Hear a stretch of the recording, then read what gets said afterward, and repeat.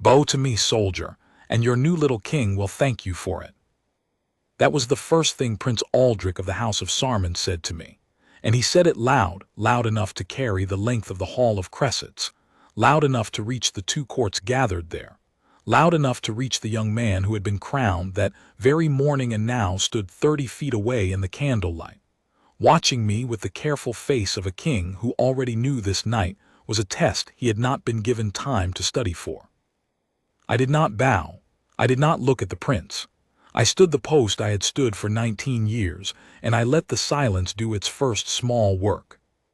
Behind that unmoving face, I can tell you exactly what I was thinking. I was thinking, he has not come to insult me. A man like that does not waste a fine insult on a sentry. He has come to insult the king, and he means to do it through me, because I am the nearest piece of the king he is allowed to touch. I was thinking, this is going to take all night, and I had better not lose the first minute of it. I am old now, and I have told this story badly more times than I can count, because for years I told it as a story about a prince. It is not. It is a story about a young king who had been on his throne for 6 hours, and a doorway I was set to keep, and the oldest trick the powerful ever try on a house that is new to its own strength, to find the one man at the edge of the room who cannot answer back, and break him in front of everyone, so the master he serves looks small for not being able to stop it. I have stood a great many posts. I have never stood one that mattered more, and I have never moved less. Let me set the night for you, because the night matters. Our king, I will call him King Edmund II of the House of Vale, and I will tell you now that every name in this account is a name I have given it, for these were small kingdoms long ago, and I will not hang a real man's family on a story. Our King Edmund had buried his father in the spring and been crowned in the autumn, and the months between had been hard ones. He was young. He was 24. His father had been a giant of a man, loud and certain, and Edmund was none of those things. He was quiet and watchful, and he had a way of waiting a beat before he spoke that the loud men of the court had already learned to call timidity, because loud men cannot tell the difference between a slow tongue and a slow mind.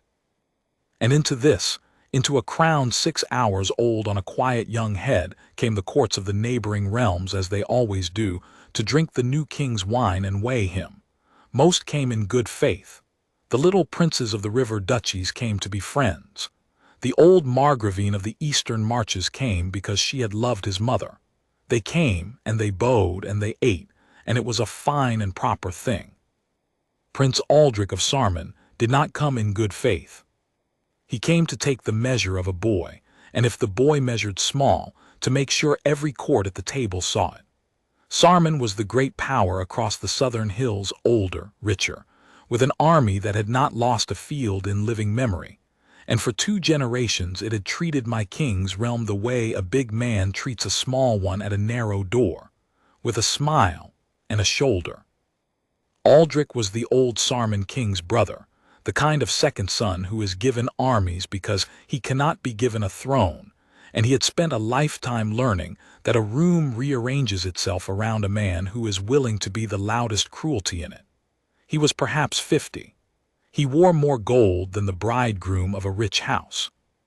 And he had decided, I think before his horse ever crossed our border, that he would leave this coronation having proved to both courts that the new king of Vale was a child playing at a man's table. The Hall of Cressets is our oldest room. It is a long hall of black stone, hung the whole length with iron baskets of fire, the cressets that name it, so that the light is never still. It moves on the faces and the gold and the steel, and it makes a man's eyes look like they are thinking even when they are not. At the high end is the king's chair on its low dais. Down both long sides run the tables of the 2 courts. And at the foot of the dais, one to each side of the 3 stone steps the king would climb to be seated, stood the 2 coronation sentries. I was the right-hand man. You must understand what that post is. On an ordinary day I keep a gate. On coronation night, the 2 sentries at the dais steps are the last thing between the body of the new king and the whole weight of the room, and we are placed there not because two men could stop a determined haul, we could not, but because we are the visible promise that the king is guarded, that this small house keeps its sovereign as carefully as any great one. We stand the king's stillness. We do not speak. We do not turn the head. We do not look down at the man who leans into our space, and we do not look up at the king we guard. We look at the middle distance, at nothing, at everything, and we do not move because the not moving is the whole message. This house is not afraid, and its king is kept. It is a beautiful post and a cruel one, and Prince Aldrich had clearly been told exactly what it was, because he came for it the way a clever man comes for the strongest beam in a house he means to pull down. He had been at the long table through the early courses, and I had watched him without watching him, the trick you learn in the first month, to take in a whole room through a face that is aimed at the far wall. I had seen him drink little and talk much. I had seen him lean to his own people and nod toward our young king and smile the smile that is built to be seen smiling. And I had seen the moment he decided the wine and the toasts were going too well for the boy. For Edmund had spoken twice, briefly and well, and the river princes had warmed to him, and the table was tipping the wrong way for Sarmon's purpose. So Aldrich rose with his cup as if to make a toast, and instead of walking to the king, he walked to me. He came down the length of the hall with every eye following him, because a great prince does not leave his seat at a coronation without the room turning, and he stopped an arm's length from my post, at the foot of the king's own steps, and he looked me up and down the way you would price a horse, and he said it, that first thing, the beau, the new little king, and the room went very quiet, and I felt the whole night turn over and show me its other face. He thought he had found the weak beam. He had walked the length of a hall to lean on the one man in it who was forbidden to lean back. He had no idea what a wall is for. A wall is not there to win an argument. A wall is there so that the argument never starts. He had come to make me his argument, and the first thing he needed from me was the smallest motion, a flinch, a swallow, a flick of the eye toward my king for help. Any of those and he would have had his picture, the boy king's own guard, frightened, looking to his master who could not protect him. That is the whole of the trick. The provoker does not need you to lose. He needs you to react because the reaction is the story and the story is the wound, and the wound is meant for the man you serve, not for you. So I gave him nothing, not the nothing of a man who has not heard. The nothing of a man who has heard everything, decided it and set it down. There is a difference, and a clever man can feel it, and I wanted him to feel it. My eyes stayed on the far crescent above the eastern door. My breath stayed slow. The cup of his insult hung in the air between us with nowhere to land. He smiled because of course he did. He had expected the wall. The wall was the start of his game, not the end of it. They told me your guards are famous for it, he said, softer now, just for me, though just for me at a coronation is a thing 50 people lean in to hear. The stillness, very pretty. We have stone dogs at our own gates that do as much. He turned his cup a quarter turn in his fingers. But a stone dog will at least move its head when its master is in danger. Will you? I knew the next move before he made it, because I had been doing this for 19 years and he had been doing it for 50, and the old dance is the old dance. He was going to manufacture the danger. He was going to do some small forbidden thing in the king's space, right at the foot of the king's own steps, to force me to choose, break my post to stop him, and prove the king needs men who break their training, or hold my post and let him do it, and prove the king's guard will stand idle while a foreign prince fouls the dais. Heads he wins, tails the boy loses. It is a good trap. It has caught a great many honest men.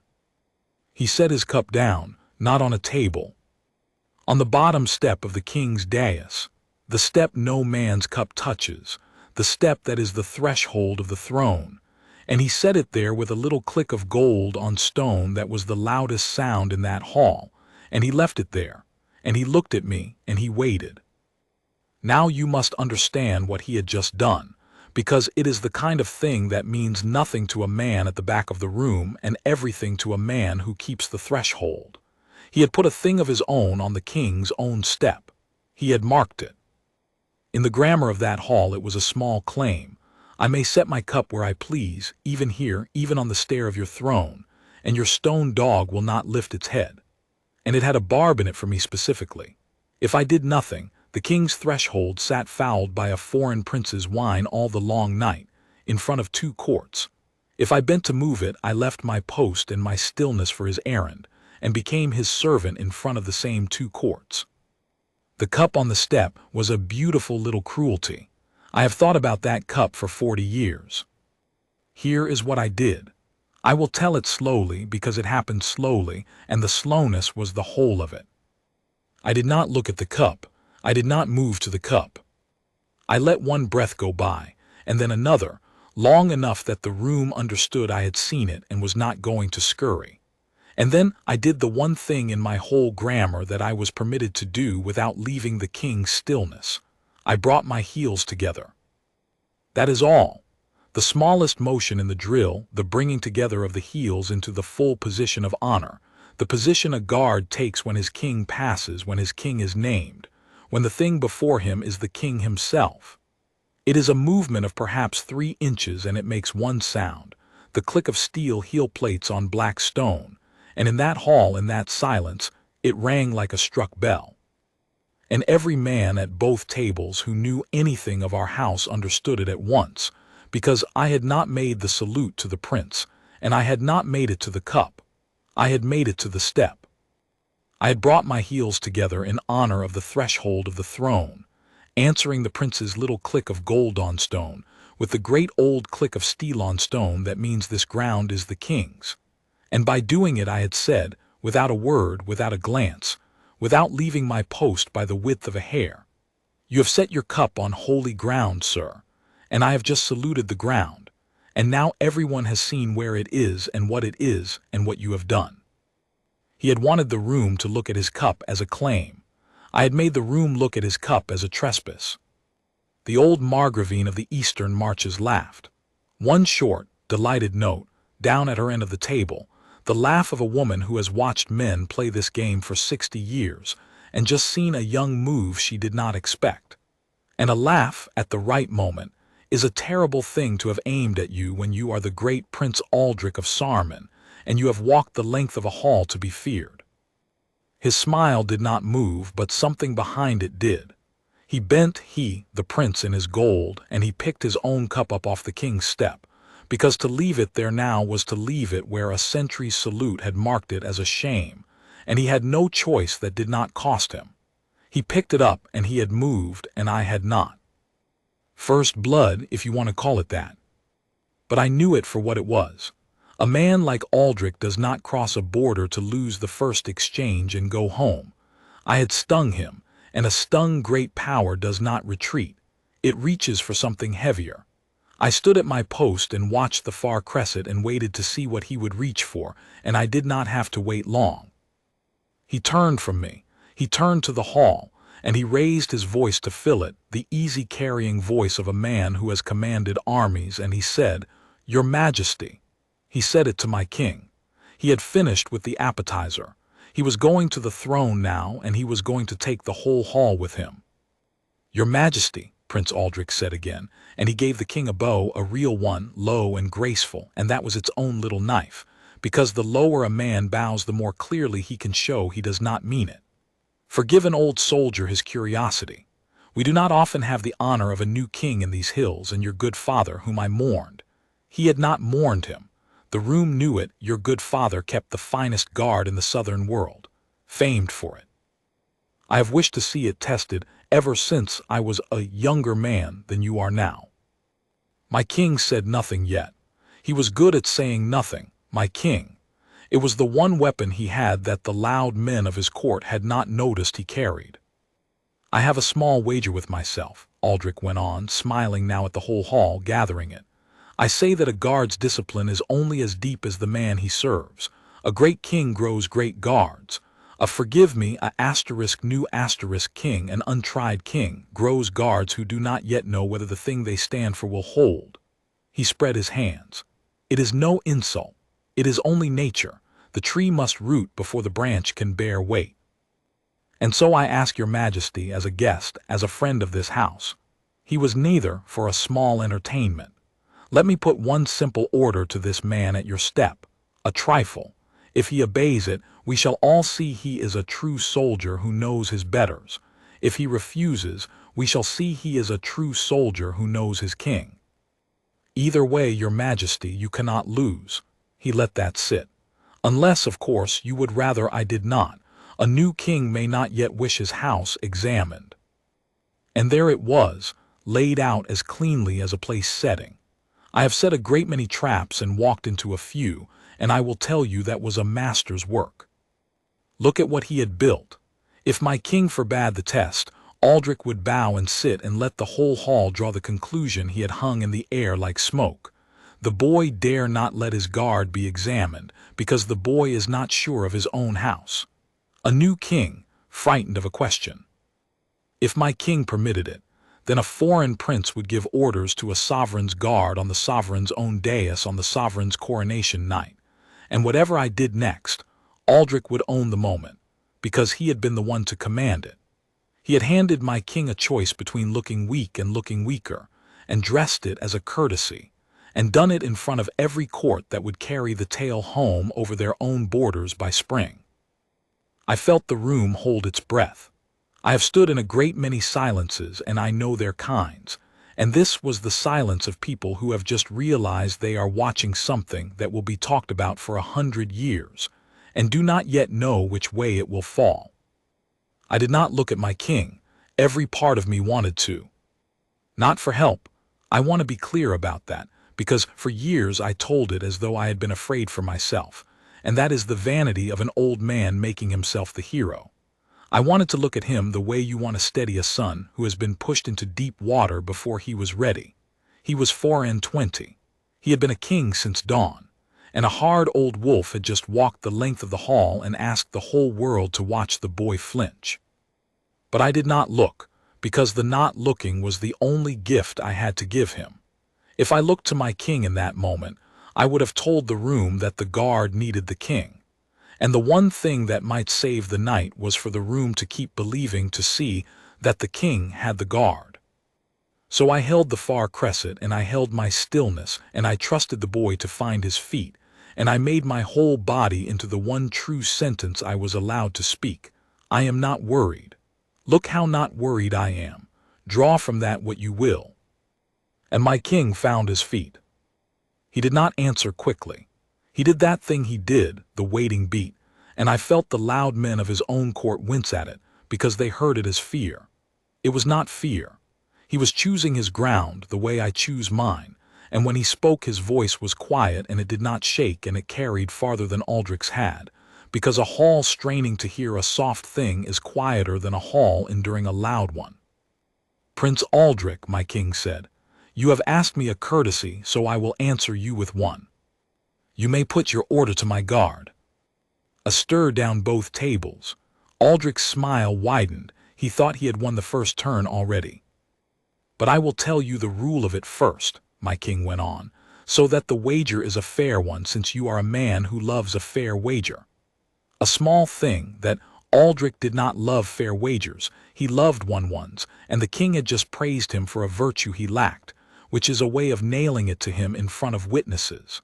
My guard at that step is not mine to command tonight, nor yours.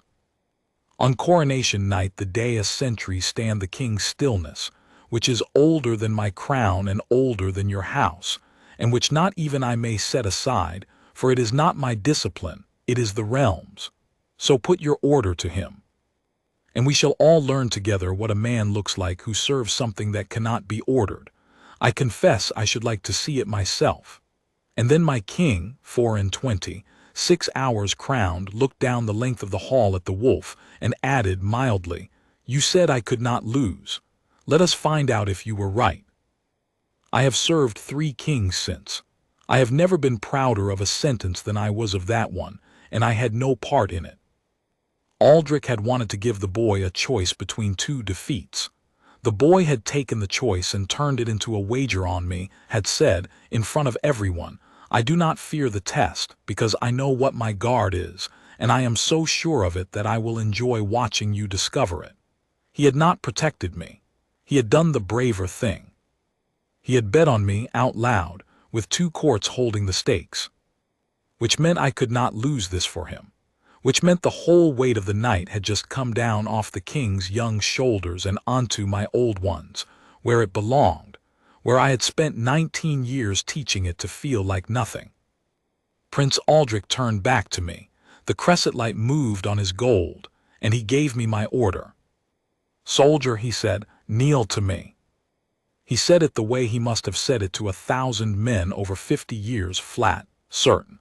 The voice of a man for whom the word and the obedience are the same thing, who has never in his life finished the word *kneel, and then had to wait. He did not even watch to see it done. He had already half turned back toward the hall to enjoy the picture. I did not kneel. I want to tell you what it costs to not do a thing, because the world thinks restraint is the easy half and the doing is the hard half, and the world has it backwards. It is easy to obey. It is easy to refuse with your fists.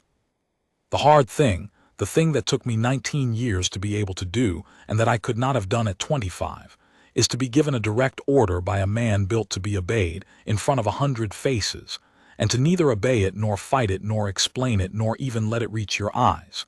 To receive the order completely, the way the king's step received his cup, and then to be a place where it simply does not land.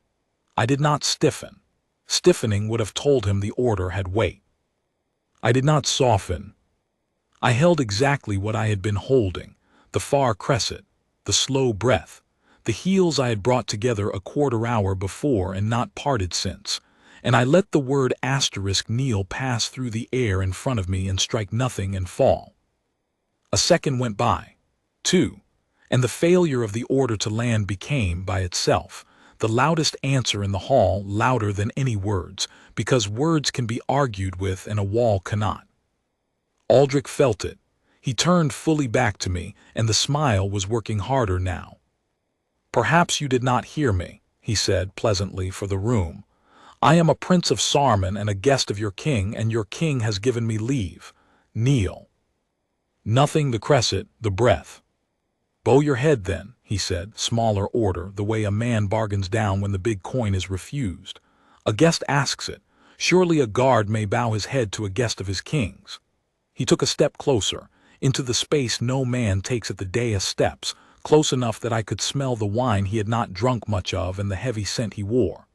"Bow it an inch, 1 inch, and we will say the discipline of this house is sound, and I will sit down and trouble you no further. 1 inch, soldier, and your boy king keeps his pretty night. Will you give your king 1 inch? That was the cruelest one and the cleverest, because it dressed obedience as loyalty. Give your king 1 inch. As though the bowing of my head would be a kindness to Edmund, and the holding of it a cruelty. As though I were the stubborn one risking the boy's night over a matter of 1 inch. He had turned the whole frame inside out, and a younger guard, a guard who loved his king more than he understood his post, might have given the inch for the king and lost everything in the giving, because the inch was never about my neck. It was about whether the king's stillness could be bought down by a foreign prince for the price of making a young man's evening pleasant. Give the inch, and every court in the room learns that the discipline of the House of Vale has a price, and the price is low, and a guest may name it. There is no inch. That is the whole of it. There is no inch, because the first inch is the only inch that matters, and after it there are no more walls anywhere. So I did not give the inch. I gave him, instead, the only thing my grammar allowed me to give an order I would not obey, which is the perfect, total, unhurried performance of the order I had asterisked. The king's stillness, kept so completely that my refusal did not look like defiance at all. It looked like a man who had not been spoken to. And there is nothing. I learned this young, and it has never failed. There is nothing on earth that humbles a man built for command like discovering that his command has not even registered as an event. Aldrich's color changed. Not much. A great prince does not let a hall see him reddening. But I keep a room in my eyes without aiming them, that is the trade, and I saw the blood come up under the gold of his collar, and I knew I had taken something from him that he had not known he could lose. I had made him, the great Aldrich, look like a man shouting at a statue, and a man shouting at a statue is a funny thing. The hall had not laughed yet, they did not dare, but I could feel the laugh gathering in them the way you feel weather change. And Aldrich, who had spent 50 years reading rooms, felt it too, and it frightened him, which is to say it angered him, because frightened is a thing men like that turn straight into anger before anyone can see the first. So he did the last thing, the thing they always do when the words have failed and the room is turning. He put his hands on me. He did it as if by accident, which is its own confession. He reached out and took the front of my collar, the high stiff collar of the coronation tunic in his ringed fist, and he gave it a short hard downward pull to bow my head for me, to make my body do the inch his words could not buy. I said, he breathed, close to my face, all the pleasantness gone now, bow. And the whole hall came up out of its seats. Not all at once, but I heard the scrape of chairs down both long tables, the sound of 100 people deciding at the same instant that a line had just been crossed that even a great prince does not cross, laying hands on a sovereign's guard, on the sovereign's dais, on coronation night. I heard a Sarman voice, one of Aldrich's own, murmur a warning at his back. I heard my king say one word, "Lo, prince," beginning to rise. And I did not move. Understand me. He had my collar in his fist and he was hauling down on it with the strength of a man who had carried a sword 50 years, and every muscle I owned was built and trained and aching to answer it. And I had the right. The law of the hall and the law of the land would both have stood behind me if I had broken his grip and put him on the black stone. And a part of me, the young part that never quite dies, wanted it the way a thirsty man wants water, and it would have lost the night. That is the thing he was still, even now, even with his hand on me trying to buy, the one motion. If I broke his grip, then the picture the morning carried to every court was the new king's guard brawled with a royal guest at the coronation. And a brawl has no king in it and no honor in it, only two men and their hands, and the smaller house always loses the telling of a brawl. He had one card left and it was my own strength, and he was trying to spend it for me. So I let him pull. I gave him no help and no resistance. I did not bow and I did not brace. I made my neck a thing his arm could strain against and not turn, the way you strain against a door frame, and I kept my eyes on the far crescent over the eastern door, and I let Prince Aldrich of Sarman stand there in front of two courts with his fist in a sentry's collar, hauling with all the strength of his name and his arm and accomplishing exactly nothing. My head did not bow. My eyes did not drop to him. My heels did not part. And the longer he pulled, the more plainly the whole hall saw what was truly happening at the foot of the king's steps.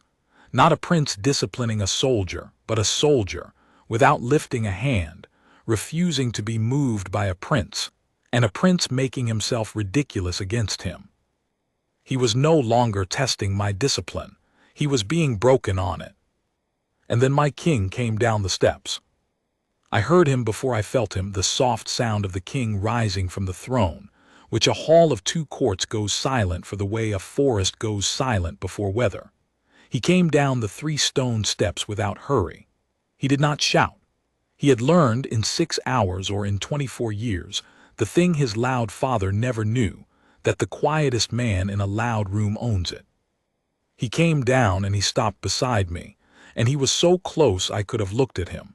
And I did not, because I was still on my post and the king had not relieved me of it. And that, I think, was the moment the whole hall finally understood what they were looking at, that even now, with his sovereign's own shoulder a hand's breadth from mine, the guard did not turn his head, because the guard does not turn his head, because the thing the foreign prince had spent an hour trying to prove was rotten was in fact the soundest beam in the house. My king looked at Prince Aldrich's fist where it gripped my collar. "Take your hand off my guard," he said, not loud, not a plea.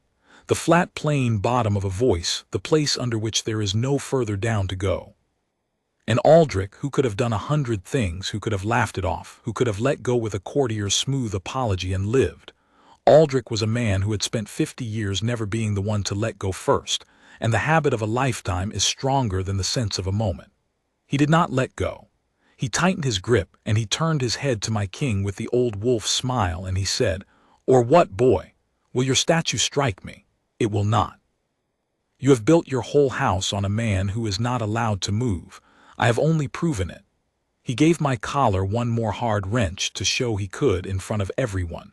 "This is your guard veil, a thing that holds still while a stranger handles it. This is the discipline of your realm. I came a long way to see it, and now I have, and so have they." He swept his free hand at the hall. "A dog that will not even." He never finished it.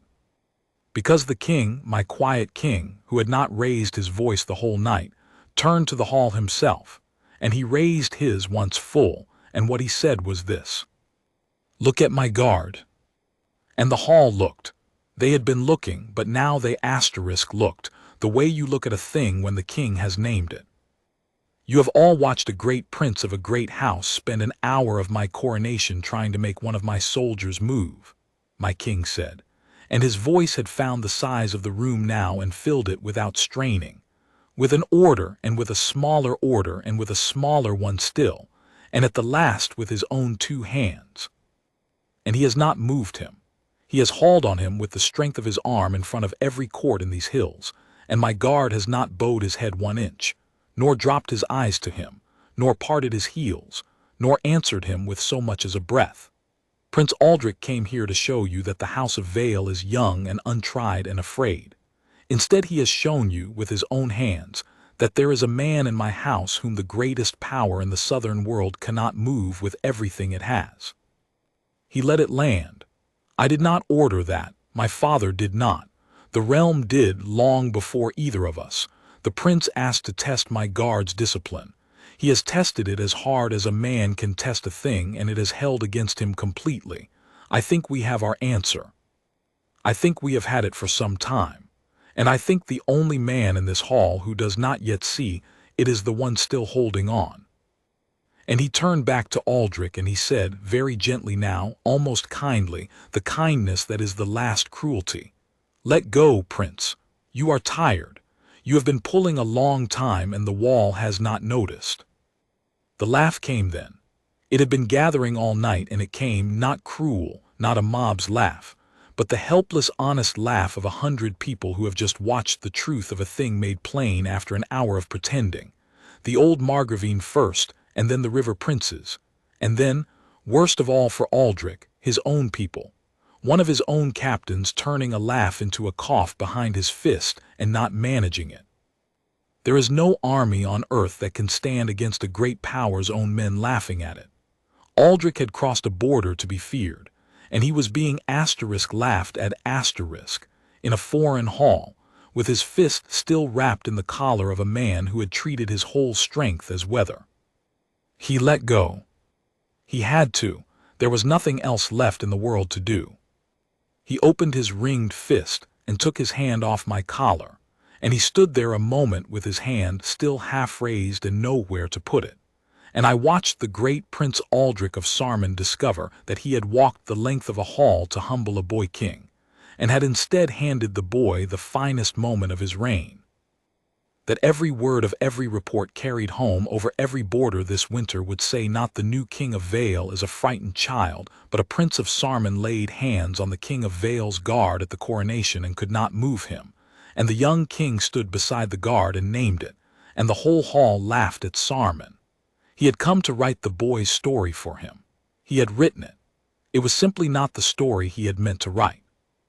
And here is the part I have carried longest, the part that makes it the story it is and not the one I told for years. My king did not crush him. He had him on the stone. He could have called for him to be put out of the hall, could have let the laugh become a jeer, could have spent that whole gathered weight on grinding a beaten man. He did not. That was the boy's father's way, and the boy was not his father. He let the laugh die of its own accord, and into the quiet after it he said, "To Aldrich, you honor my house, Prince." Aldrich stared at him. "You came a long way to see whether the men who keep my crown will hold. You have proven, with more thoroughness than I could ever have asked, that they will. No court that hears of this night will doubt it. That is a gift, and I would be a poor king not to thank a man for a gift, however he meant it." And he put out his own hand, the king's hand, ringless that night, a young man's hand for the prince to take. It was mercy, and it was a sword, because now Aldrich could not even have the dignity of an enemy. To refuse the hand was to be a sulking child in front of 2 courts. To take it was to be publicly forgiven by the boy he had come to break, which is the deepest bow a proud man can be made to make. He took it. Of course he took it. He bowed over the young king's hand, and this time the lowness of the bow was not a knife. It was the truth.